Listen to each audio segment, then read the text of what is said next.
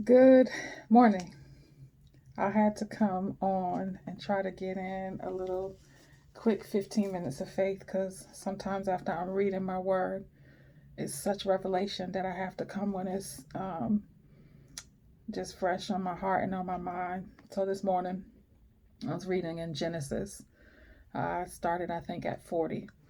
And it's, of course, the story of Joseph. Joseph is the child born to Jacob and Rachel.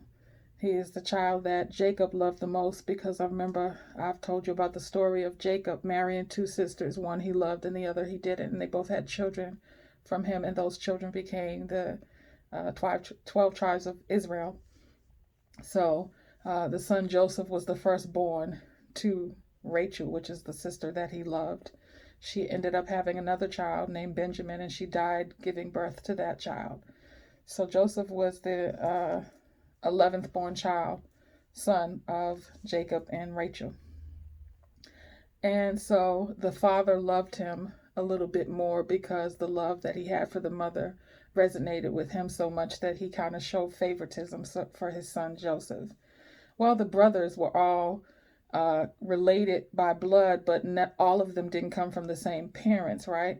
Because the sister Leah had children from Jacob, and also their maidservants, Bilpah and Bilhah. I think I remember their names, but they had two maidservants that made up all of those children. So they all had the same father, but not the same mother. So there was jealousy among the brothers because the father Jacob showed more affection and love for his son Joseph. And to the point where he made him an ornament robe, a robe that had jewels and stuff on it to show his favoritism. So the brothers couldn't stand him; they were very jealous of him. But also, Joseph had a spirit of upon him, that he didn't know what to do with as he was a young man, because he would dream, and he would have dreams of, being over his family, that his family would serve him. So he told the brothers one day that he had that dream, and they were teed off for him saying that. Then he told his father one day, and his father said, "What are you thinking? You dreaming that so you're going to lord over me and your mother too?" Well, the brothers their jealousy burned so much that one day, while Joseph was watching them in the field as they worked, which he often did because he would give a report back to his father about what the brothers were doing. And they couldn't stand him so much when they seen him coming, they decided that they were going to kill him. But one of his brothers talked them out of it. I want to say it was the brother Reuben or Judah, whichever one it was. He talked them out of killing the brother and said, "Let's throw him in this cistern so that he'll be a slave. Someone will pick him up and take him into slavery." So they did that. They threw him in a cistern. Of course, someone from Egypt, from Potiphar's house, came by and took Joseph and kept him as a slave. So he went from the son of a rich man, which Jacob had plenty of flock and land and cattle and was a rich man, and Joseph was favored in his eyes. So he went from being the beloved son of a rich family, a wealthy man, to a slave.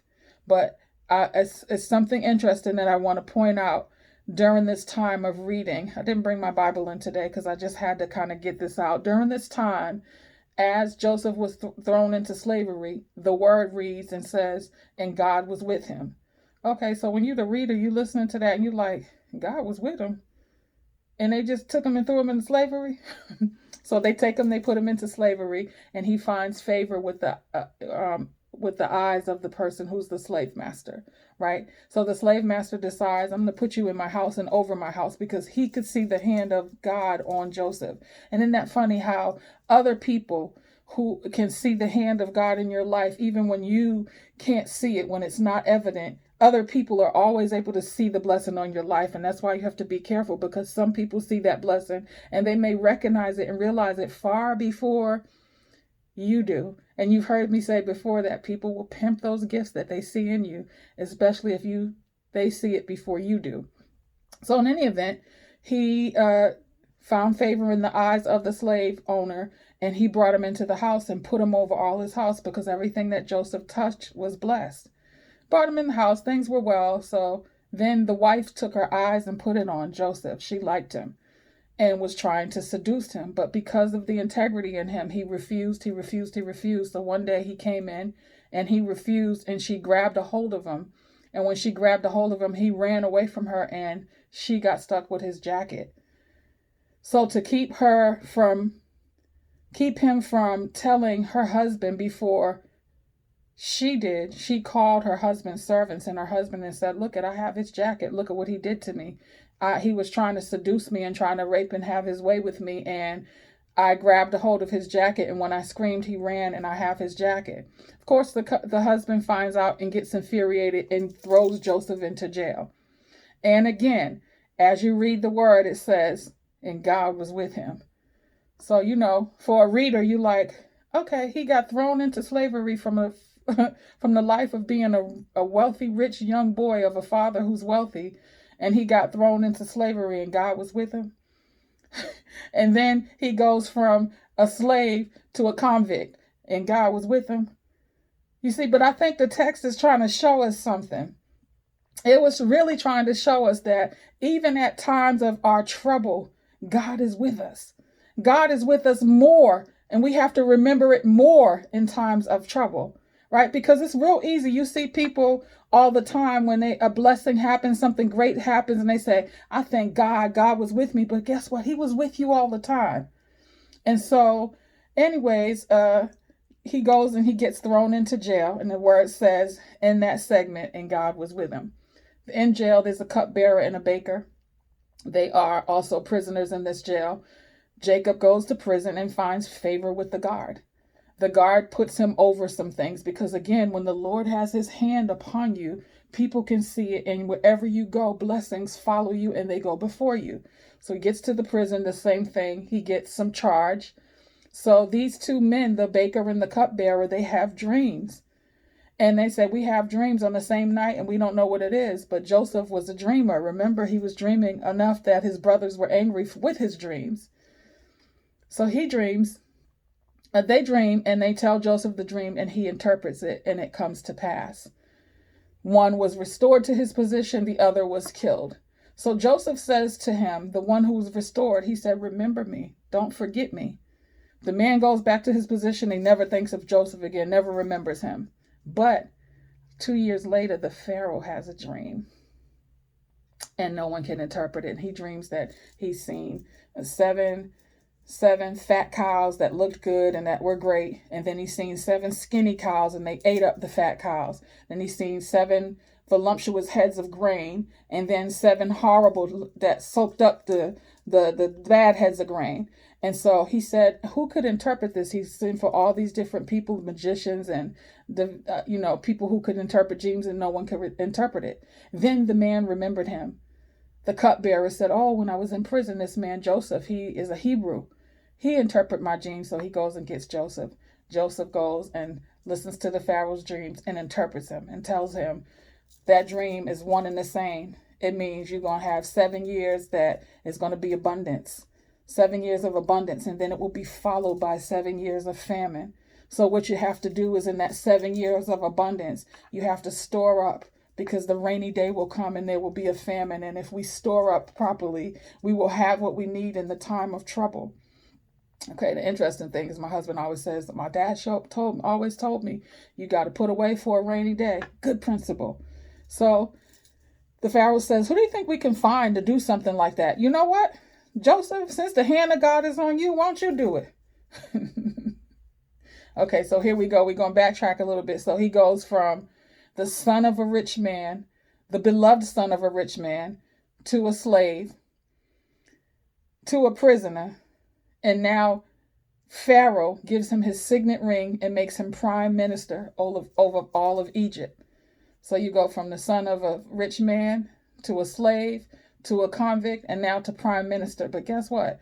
During this time, the word don't explicitly say, and God was with him.